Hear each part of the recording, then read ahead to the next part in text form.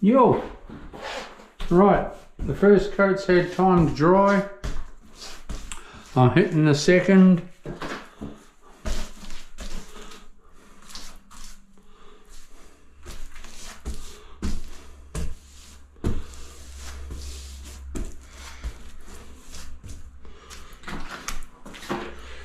I do 2 coats in a shower and 3 on the base. The third one is always my slurry for my mud. I've never used a foam shower pan in my life. It's just different countries. Different countries, different methods.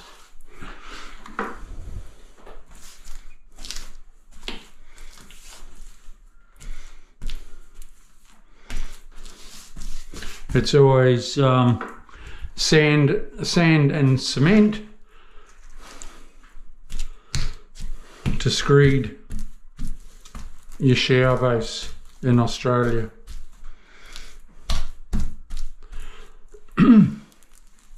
But yeah, different countries, different methods.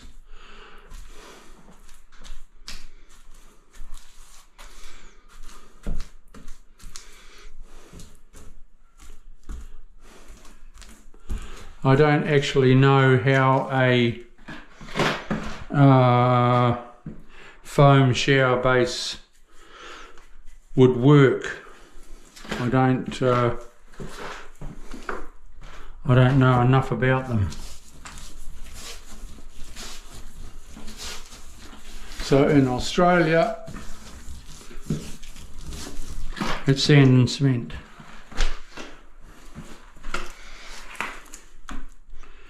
This has already got pre-slope.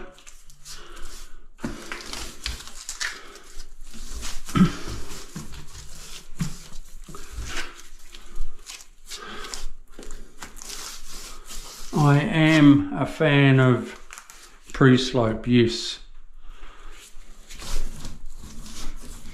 That makes sense.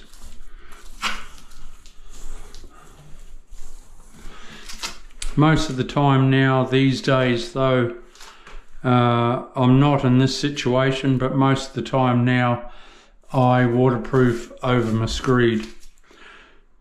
It is a little bit slower in doing the whole bathroom. It puts you out of pace, out of whack, because you got to wait for that cement base to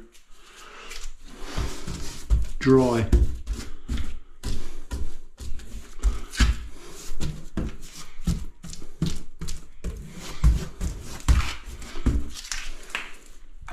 Where a shower leaks, well, before niches came on the scene, a shower base always leaked from about 150 mil up, down the base. It was always the base that leaked, or your taps.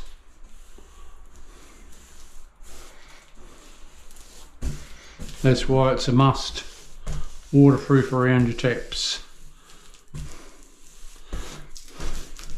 Then when it's tiled and the plumber silicons as well, you're laughing, you got double.